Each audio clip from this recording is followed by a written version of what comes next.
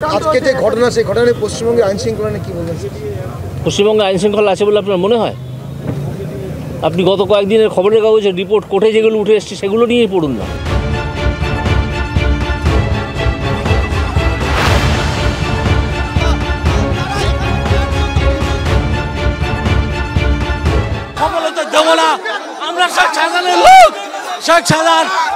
বসিরহাটের তৃণমূল নেতার বাড়িতে অভিযান চালাতে গিয়ে রক্তাক্ত হতে হলো ইডির অফিসারদের। আক্রান্ত হলেন এবিপি আনন্দ সহ অন্যান্য সংবাদ মাধ্যমের প্রতিনিধিরা।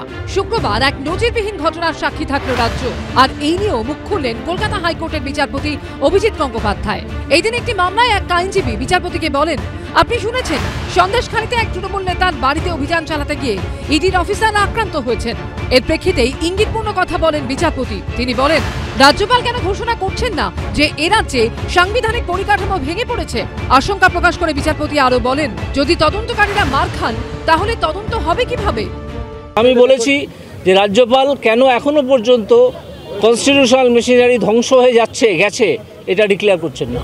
এই দিনই অন্য একটি মামলার শুনানিতে বিচারপতি গঙ্গোপাধ্যায়ের এজলাসে উপস্থিত ছিলেন সিবিআইয়ের আইনজীবী ডেপুটি সলিসিটর জেনারেল বিল্লদল ভট্টাচার্য।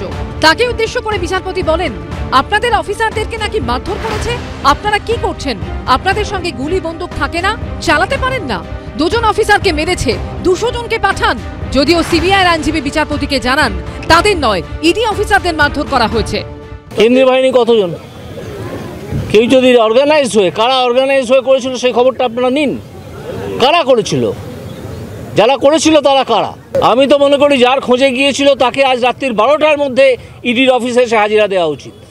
এর থেকে যুক্তিযুক্ত আর কমেন্টস কি হতে পারে? যেখানে বিচারপতিদেরকে থ্রেট করা হচ্ছে, বিচারপতিদের বিরুদ্ধে ওপেন টিভিতে যেখানটায় কটু মন্তব্য করা হচ্ছে, যেখানে বিচারপতিদের ভয় দেখানো হচ্ছে, বিচারপতিদের বিরুদ্ধে পোস্টার পড়ছে, ইডি হামলা হচ্ছে। পাল্টা বিচারপতি অভিজিৎ গঙ্গোপাধ্যায় থেকে আক্রমণ ধেয়ে এসেছে তৃণমূলের তরফে।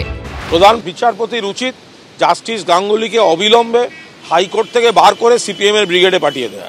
উনি প্রশ্ন করার কে? উনি কি বিজেপির মুখপাত্র, না সিপিএম এর মুখপাত্র, নাকি ওনার এজলাসে মামলাটা রয়েছে? ওনার যদি নেতা সাজতে ইচ্ছা হয়ে থাকে তাহলে একটা টুল কিনে নিয়ে হাইকোর্ট পাড়ায় দাঁড়িয়ে টিফিন টাইমে টুলের উপর দাঁড়িয়ে বক্তৃতা করুন। সন্দেশখালীর ঘটনা নিয়ে কড়া বার্তা দিয়েছেন রাজ্যপাল CV Ananda Bose. If government fails in its basic duty, then the Constitution of India will definitely take its course. Bengal is not a banana republic. Government should do its duty.